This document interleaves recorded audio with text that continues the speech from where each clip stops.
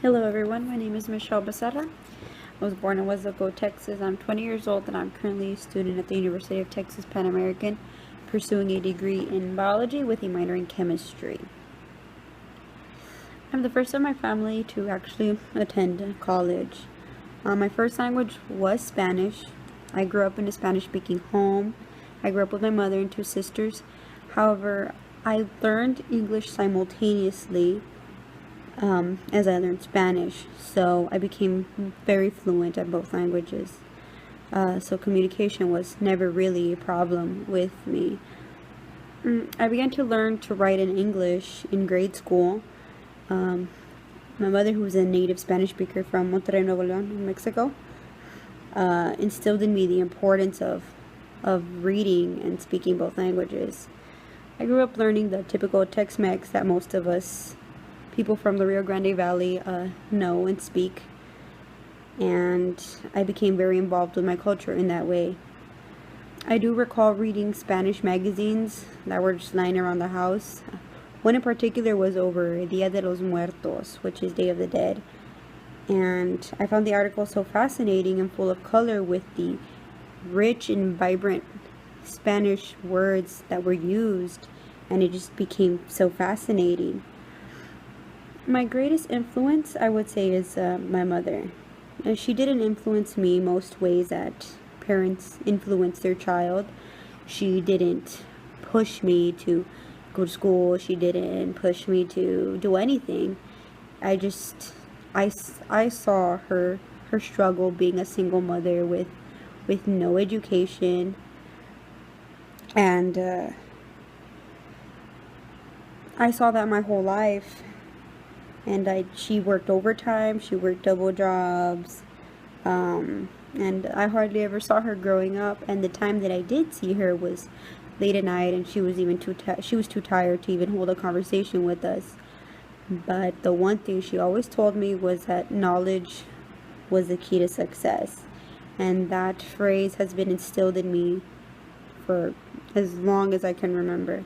She always had the energy to tell me that. And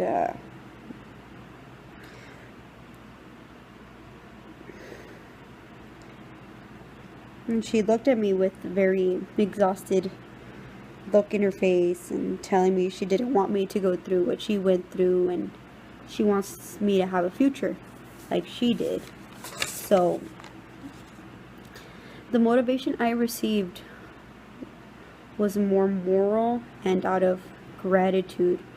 And because of that, I decided to challenge myself, and I attempted learning a third language. I took a 3-year course in high school, learning French, and I excelled as a student due to my knowledge in both and being bilingual. The language grew on me, and it became so fascinating, and the better I got, the more motivated I was to continue learning. As a child, my mother read me a book called The Rainbow Fish. It was very rarely that she would read to me because she had such a strong Spanish accent, and I felt she was embarrassed and she didn't want me to catch on to that. But when she did, it was very exciting and it made me very happy, and the story came to life to me, and it was just so wonderful.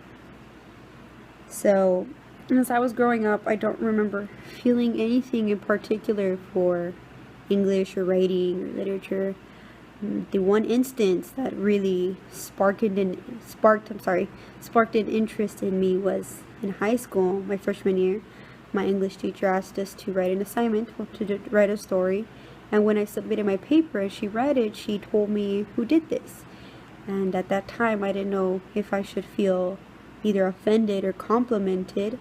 And she goes on and tells me that my introduction was amazing, and that was a great compliment to hear, and that really motivated me to keep going and going. And I thank her for that, because if she wouldn't have given me that motivation, I don't think I would have had too much of an interest in English, since it wasn't really the subject I was good at. I was more of a math science type of person.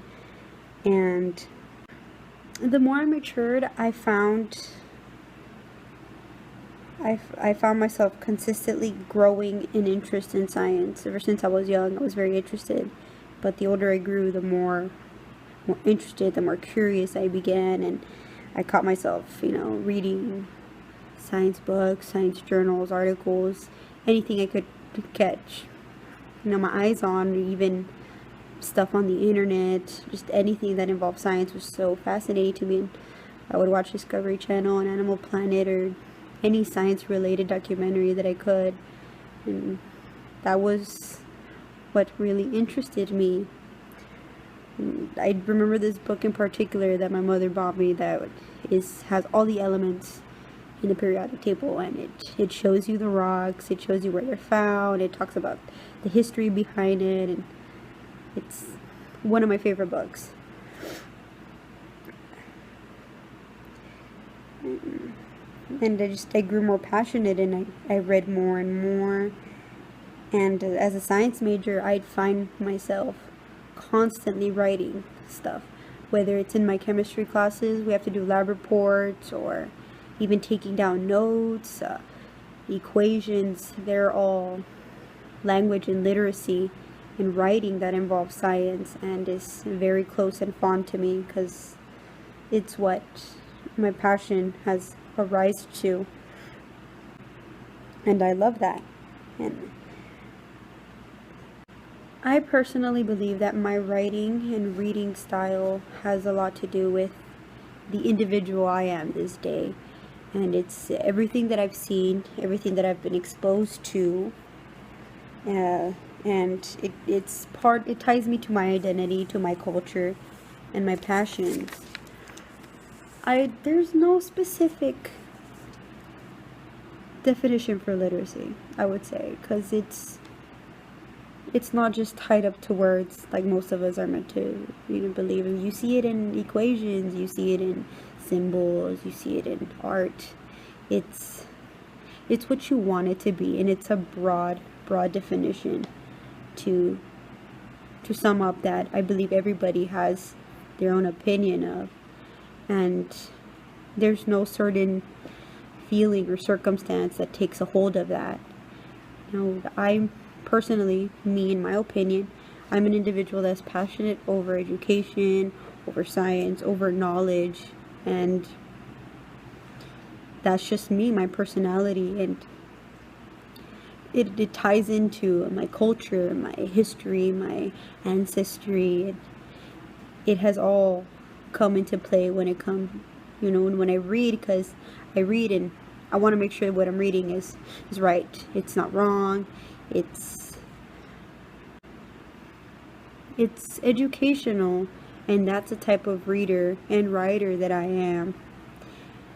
I believe I can influence as a writer and even show with facts, and that's how I express myself, and I believe that in that sense, that is what writing is about. Expressing yourself, whether it's in paper, in any form, just as long as you get your feelings out and are able to portray them to somebody else so they can feel them too, as they see your message.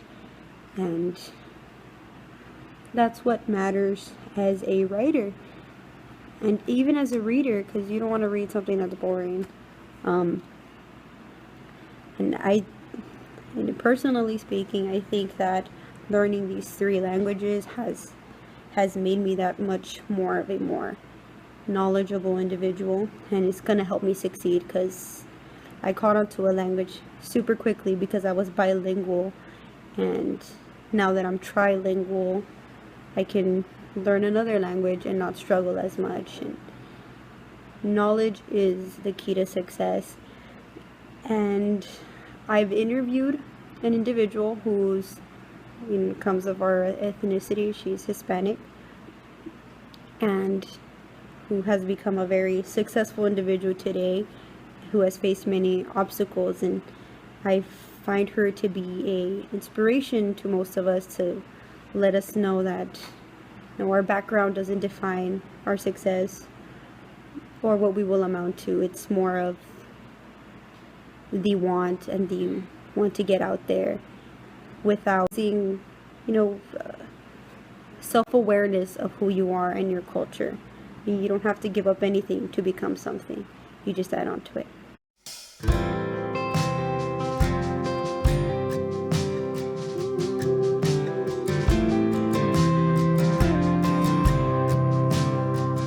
I was a classroom teacher for 17 years.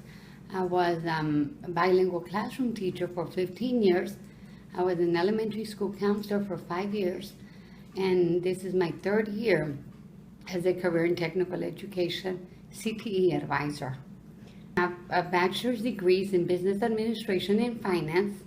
I completed the program, the alternative certification program, and in elementary education with a bilingual degree and with an ESL endorsement. And I have a master's in guidance and counseling, and I just completed last summer the principal certificate. Okay. What was your first language? Spanish. Spanish? When did you learn your second language? I went to pre-K when I was 4 years old. I went to pre-K and we were not allowed to speak Spanish. I was in the programs where it was just English, no Spanish, like nowadays that we have bilingual education. I remember a situation or an incident. I think I was like in second or third grade. I'm thinking it was more second grade. That I was punished because I was speaking Spanish during recess. And I don't remember exactly what were the words that I said, but I do remember like standing outside the cafeteria. I went to Lincoln Elementary in Edinburgh, Texas. And I remember standing outside the cafeteria, and the coach, the female coach, because we had a male coach and a female coach. Coach Guadarrama was the male coach, and Coach Rodriguez was the female coach. And I remember that she took me, and someone else was there. I think it was another student, and she asked me to hold out my hand like this, and she hit me with a ruler. She hit me with a ruler. And right there and then, she taught me to be embarrassed, of speaking Spanish. So I remember, that I hated, like from then on, I remember that I hated for, to have PTA meetings or for my mom to have to go to school because my mom did not speak any English. We did English, like it was no bilingual education like nowadays. I graduated from high school in 1983 from Edinburgh High School. And then I believe it was like 1986 when we started having bilingual education.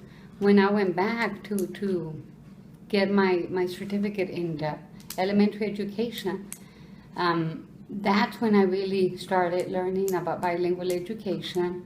And I was a bilingual teacher for 15 years. I really enjoyed it. It was a lot of work on our part, right? Because we had limited resources. And I remember having to create tests and handouts, but I enjoyed it, and I learned from that. I learned from the 2 years that I did. It was a one-year program at it was Pan American University back then when I graduated under the alternative certification program, and I did it through, we called it Pan Am at that time.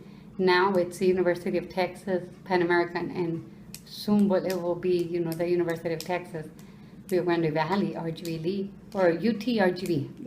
Your ideology or the way of you seeing your culture, the way your family was.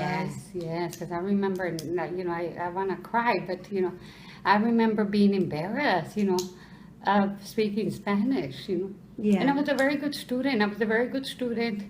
I always had A's, I graduated with the National Honor Society.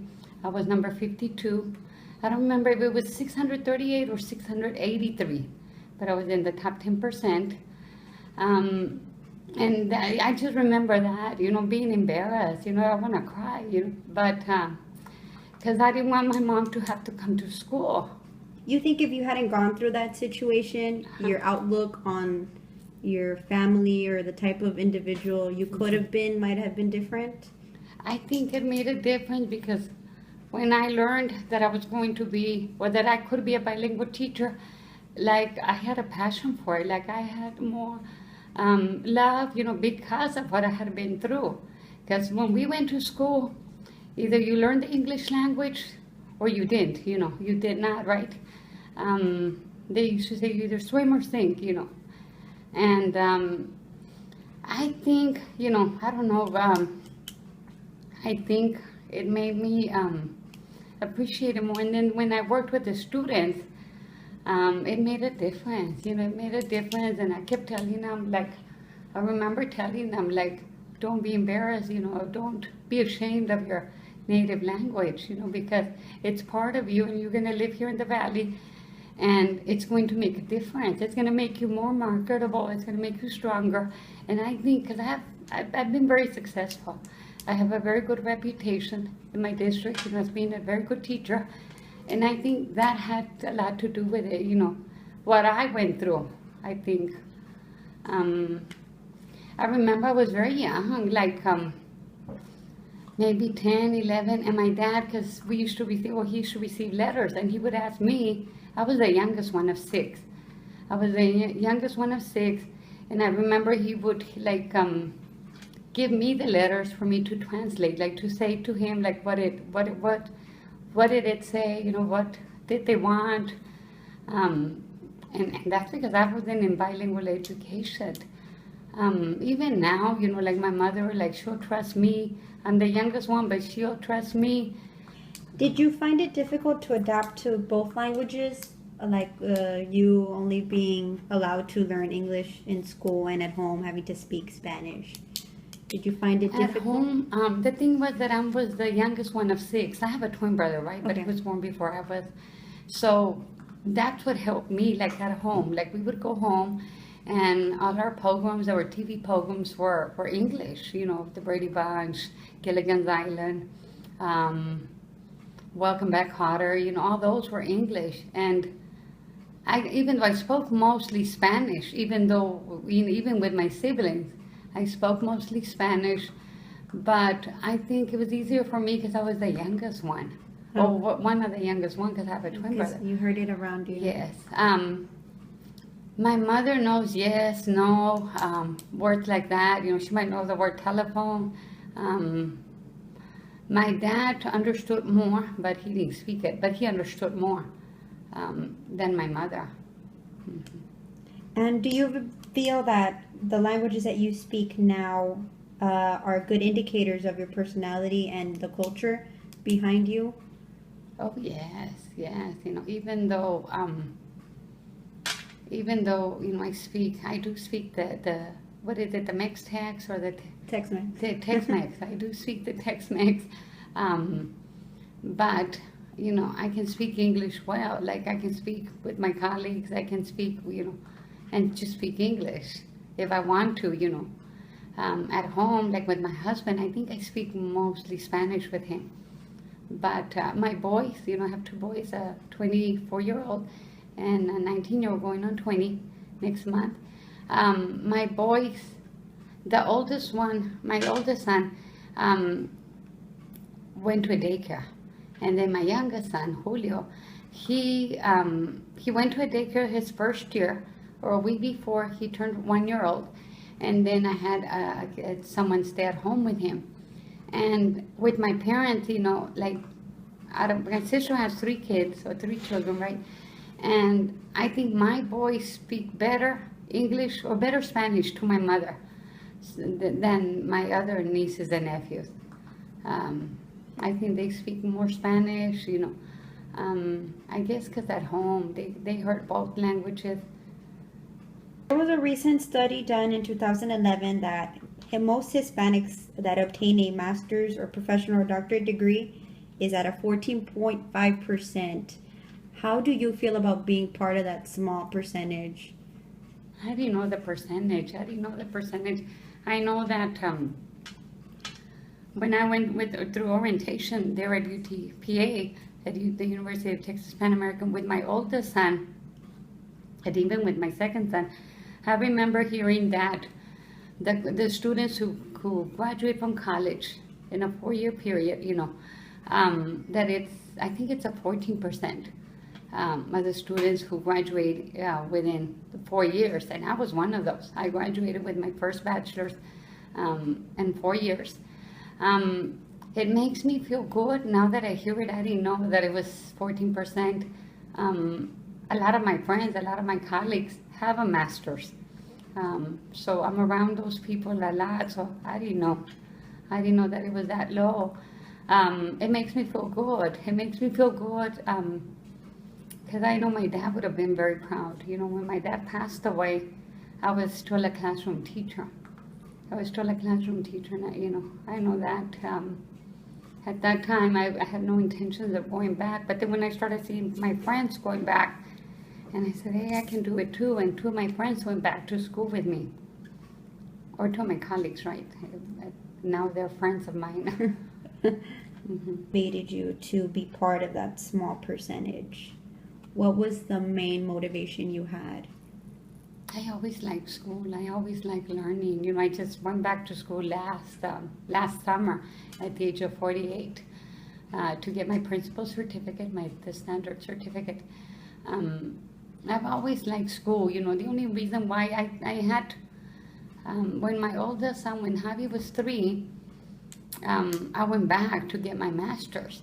And then I got pregnant with Julio, so I didn't go back. I just took 2 classes. And then when Julio was 10 years old, now he's 19, he's going on 20. When he was 10 years old, at the age of 38, I went back to get my master's in guidance and counseling. And I chose guidance and counseling because I wanted to continue working with the student. I wanted to continue, you know, going to the classrooms. And then last summer, I went through the accelerated program through Pan Am, the principal certificate. It's a principalship certificate. And I've always liked, you know, it's expensive, like I'm doing 2 trainings, it's expensive. At how you personally have overcome obstacles, not just within yourself, but statistic-wise, you know, overcoming the,